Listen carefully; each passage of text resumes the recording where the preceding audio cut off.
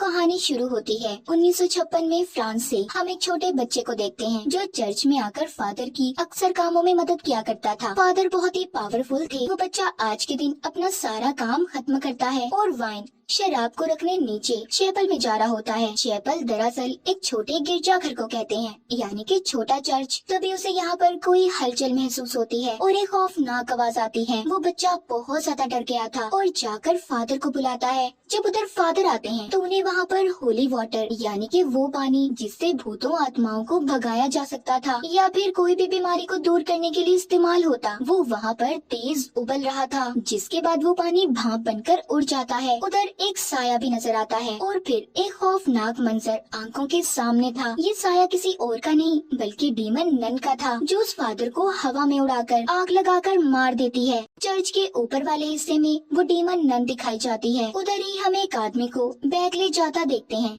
अब आगे कहानी में हमें एक सिस्टर आयरीन दिखाई जाती है। वो एक दूसरे चर्च में रहकर अपनी जिंदगी गुजार रही थी। वहीं पर एक लड़की डेब्रा भी थी जिसको उसके डैड ने चर्च में भेजा था। आयरीन उससे बात करती है कि मेरे डैड मुझे बिल्कुल भी पसंद नहीं करते थे। उसे इसलिए पसंद नहीं करते थे क्योंकि आयरन को अक्सर जो कुछ भी बुरा होने वाला होता था उसे पहले ही पता चल जाता था। खैर अब यहाँ पर चर्च में नन डीमन के बारे में बातें चल रही थी। अब कहानी शिफ्ट दोबारा से फ्रांस में होती है। हम एक हॉस्टल स्कूल को देखते हैं जहाँ पर मॉरिस नाम का एक आदमी काम किया करता था। उस हॉस्टल को एक मैडम चलाती थी। वो मॉरिस से बहुत ज्यादा गुस्से में बात करती हैं। उसकी वजह ये थी कि उस मैडम का बेटा कुछ सालों पहले इसी स्कूल की चैपल में मर गया था, जिस वजह से वो चिड़चिड़ी हो गई। बस यही वजह थी कि वो हर किसी से गुस्से में बात किया करती थी। इसी स्कूल हॉस्टल में एक बहुत प्यारी बच्ची सोफी भी पढ़ती है। उसकी मॉरिस से काफी अच्छी दोस्ती होती है। यहीं पर कुछ लड़कियां जो अक्सर सोफी को तंग किया करती थी, मॉरिस उन्हें उनसे हमेशा बचाता। मगर मॉरिस के साथ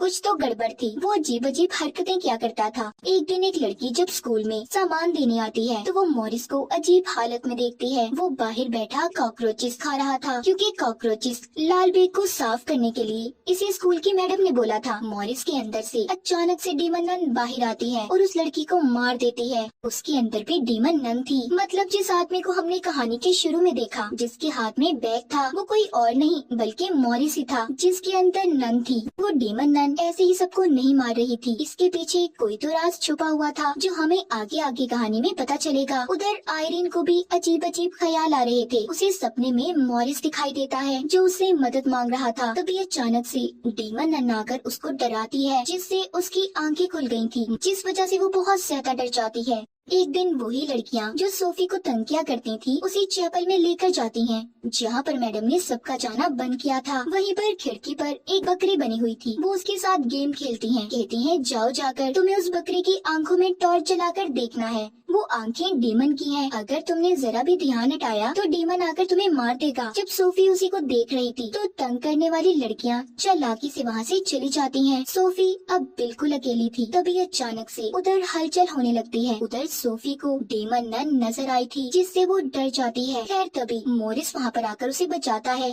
दूसरी तरफ हमें सिस्टर आयरीन को दिखाया जाता है जिसको फादर अपने पास बुलाकर कहते हैं कि मुख्तलिफ शहरों में फिर से प्रीस्ट और नन मारे जा रहे हैं। वो बताते हैं कि फ्रांस में एक फादर को चलाकर मार दिया गया। ये उसी फादर की बात कर रहे थे जो हमने कहानी के शुरू में देखा था। वो कहते हैं डीमन नन दोबारा आ गई है। वो मरी नहीं जिसका तुमने पहले भी मुकाबला किया था। तुम दोबारा से उसे हरा सकती हो। आयरन कहती है नहीं, अब मैं ऐसा कुछ नहीं कर सकती। वो कहते हैं नहीं, अब तुम्हें ये सब देखना होगा क्योंकि दुनिया और इंसानियत की बात है। तुम्हें ही इस केस की जांच करनी होगी। सारी बातें सुनकर सिस्टर आयरन अपने डर पर काबू पाती है और चल देती है। इस केस को हल करने के लिए आयरन फ्रांस के लिए निकल जाती है जहाँ पर फादर को जलाकर मारा गया था। तभी चुपके से उसके साथ डेब्रा भी ट्रेन में आकर बैठ जाती है। आयरन जब ये देखती है तो कहती है तुम्हें ऐसा नहीं आना चाहिए था। अगर ऐसे चर्च में पता चल गया तुम बिना बताए ऐसे मेरे साथ आ रही हो तो चर्च वाले तुम्हें निकाल देंगे। डेब्रा कहती है ऐसा कुछ नहीं होता। तुम जानती हो मेरी मॉम भी जलकर मरी थी। मुझे कोई भी मिरेकल्स मौजिज़े होते हुए नजर नहीं आए। ये सारी बातें सुनकर आयरीन कहती है कि जब यकीन होता है तो बड़े बड़े मौजिज़े होते हैं। खैर ये दोनों फ्रांस पहुंच जाती हैं। चर्च में पहुंचते ही आयरीन को दोबारा से उसी बच्चे का ख्याल आता है जिस बच्चे को हमने कहानी के शुरू में फादर के साथ देखा था। अब वो उसे वहाँ पर खेलता हुआ नजर आता है। जब आयरीन उस दिन के हादसे के बारे में उस बच्चे से पूछती है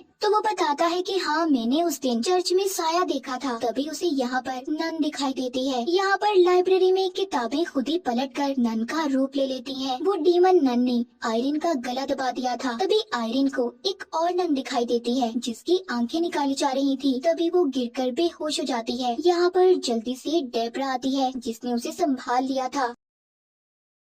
उधर सोफी के स्कूल में भी अजीब अजीब हादसे हो रहे थे। मॉरिस के अंदर भी डीमन नन बार बार आती। इसी वजह से सब स्कूल में बहुत ज्यादा डरे हुए थे। हॉस्पिटल में अब जल्दी से आयरिन को भी होश आ गया था। यहाँ पर अब उसे याद आता है कि आखिरी बार उसे डीमन नन से मॉरिस ने बचाया था और जब से ही उस डीमन नन ने मॉरिस को पोसेस्ड अपने कंट्रोल में किया हुआ है। अब डेब्रा उसके पास आती है और बताती है कि एक बच्चा उसे हॉली क्रॉस का निशान देकर गया है। ये वही बच्चा था जिसको हमने कहानी के शुरू में देखा। उस क्रॉस पर एक अजीब सा निशान था। जितने भी लोग मरे थे ये निशान उन सबके होली क्रॉस पर भी बना हुआ था। लाइब्रेरी में जाकर उन्हें पता चलता है कि ये निशान एक खानदानी निशान है जो कि एक बहुत बड़े प्रीस्ट सेंट लुइस के खानदान से जुड़ा हुआ है। और जिस नन प्रीस्ट को आयरिन ने अपने ख्याल में देखा था, जिनकी आंखें निकाली जा रही थी, वो सेंट लुइस की आंखें थी, जो कि एक बहुत ही ताकतवर चीज है जिसको कहीं पर छुपाया गया है। आयरिन को पता चलता है कि ये सभी लोग सेंट लुइस के खानदान से हैं जो मर चुके हैं।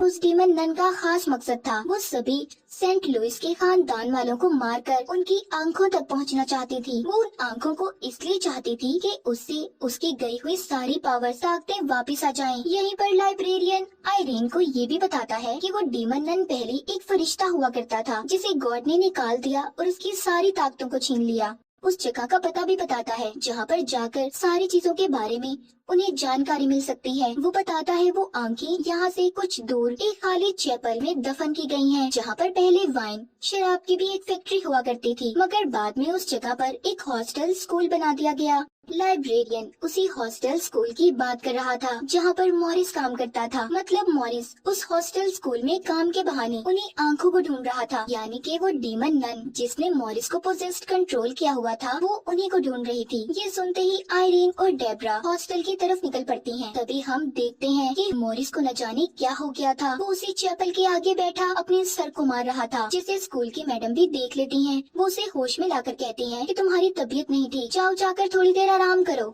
मॉरिस बस बार बार यही कह रहा था कि मैं नहीं जानता मैं यहाँ पर कैसे आया हूँ। तभी मैडम को उसी चैपल से अजीब सी आवाजें आने लगती हैं। जब वो वहाँ पर ताला खोलकर देखने जाती हैं, तभी उन्हें वहाँ पर अपने ही मरे हुए बेटे का भूत दिखाई देता है जो उन्हें डरा रहा था। यहाँ पर मैडम के बेटे की आत्मा को कोई और नहीं बल्कि डीमन नन ही कंट्रोल कर रही थी। अब वो मैडम के बेटे की आत्मा का इस्तेमाल करके उसी से मरवा कर मैडम को मार देती है। मैडम की लाश मिलती है जो बहुत बुरी हालत में थी, जिससे अब सभी हॉस्टल में रहने वाले बच्चे डर गए थे। रात को जब सब बच्चों का ध्यान अपनी तरफ करने के लिए मॉरिस और सोफी की मॉम डांस कर रहे थे, तो अचानक से मॉरिस की तबीयत खराब होने लगी थी। उसकी गर्दन पर जो क्रॉस का निशान बना हुआ था उसका अब बहुत बुरा हाल हो चुका था। उधर आयरिन और डेब्रा भी हॉस्टल में पहुंच गई थी, जो कि सोफी और उसकी मॉम को मॉरिस से अब दूर रहने का बोलती हैं, क्योंकि आयरिन जान गई थी कि मॉरिस के अंदर डीमन नन का कब्जा है। तभी वो डीमन नन मॉरिस के अंदर जाकर बोलती है, हेलो सिस्टर। इतना कहकर मॉरिस उसी चैपल की तरफ भाग जाता है। उसे छोटे चर्च की तरफ जाता देखकर आयरिन उसे रोकने की कोशिश करती है, मगर उस नन ने आयरिन पर हमला करके उसे दूर गिरा दिया था। डेब्रा भी उस डीमन नन को रोकने की कोशिश कर रही थी, मगर वो नहीं रोक पाती। तभी सिस्टर आयरिन उठकर दोबारा से कुछ पढ़ने लगती है, जिससे मॉरिस के अंदर की डीमन नन कमजोर हो गई थी। तभी डेब्रा जल्दी से जाकर पीछे से मॉरिस के सर में कुछ देकर मारती है, जिससे वो बेहोश हो गया था। वो उसे बांधकर एक जगह पर बिठा देती है ताकि वो यहाँ से कहीं जा ना पाए। और अब अपने साथ कुछ सिस्टर्स को लेकर आयरिन और डेब्रा चैपल के अंदर जाती हैं ताकि उन्हें वहाँ वो आंखें मिल जाएं जो डीमन नन ढूंढ रही थी।